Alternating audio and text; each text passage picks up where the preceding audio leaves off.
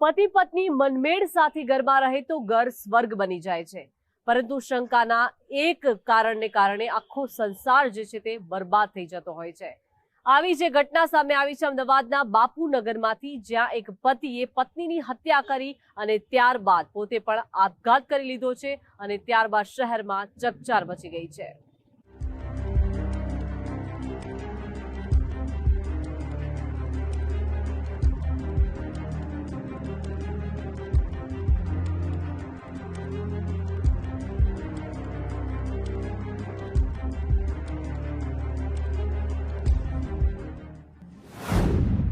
સ્થળ અમદાવાદનો બાપુનગર વિસ્તાર। સમય રાતના 9 થી 10 કલાક। બનાવ પહેલા પત્નીની કરી હત્યા, પતિનો ગળે ફાંસો ખાઈ આપઘાત।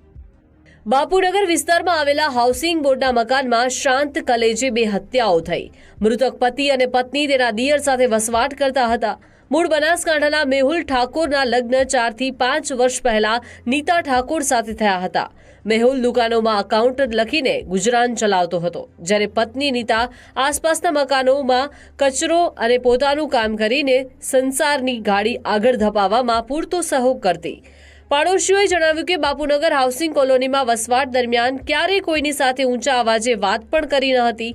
પતિ પત્ની અને દિયર ત્રણે શાંતિથી પોતાના રોજિંદા કાર્યોમાં જ પરોવાયેલા રહેતા હતા। ત્યારે અચાનક મંગળવારની એ રાતે એવું તો શું બન્યું, તેના કારણો શોધવા પોલીસ એક્શનમાં આવ્યું। દિયરે પોલીસની પ્રાથમિક પૂછપરછમાં જણાવ્યું કે જમીને થોડા કલાકો ઘરની બહાર નીકળ્યો। આ દરમિયાન પતિ પત્ની વચ્ચે ઘરમાં કોઈ મુદ્દે કંકાસ થયો હશે।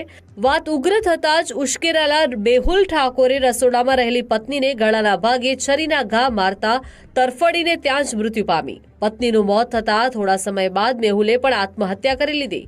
પંખે સાડી બાંધીને મેહુલ ઠાકોરે ગળે ફાંસો ખાઈ લીધો। ઘરમાં ખેલાયેલો ખૂની ખેલ।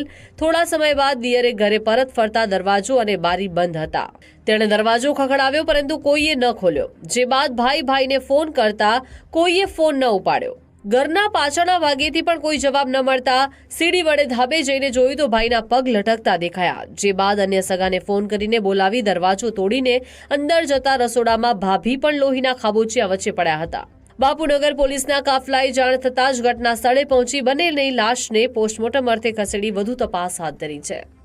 મૂળ બનાસકાંઠા દાંતીવાડાના વતની અને અહીંયા ભાડે રહેતા હતા મેહુલભાઈ ઠાકોર અને એમના પત્ની નીતાબેન અને એનો નાનો ભાઈ, 3 જણા સાથે રહેતા હતા ભાડે।